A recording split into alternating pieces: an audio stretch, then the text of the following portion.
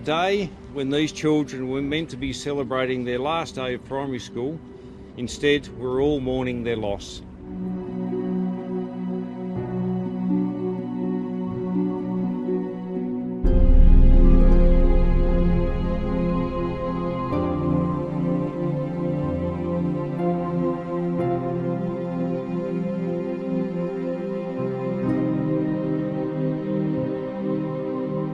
So just a terrible tragedy, unthinkable, a horrific accident, a freak accident that will leave families completely devastated.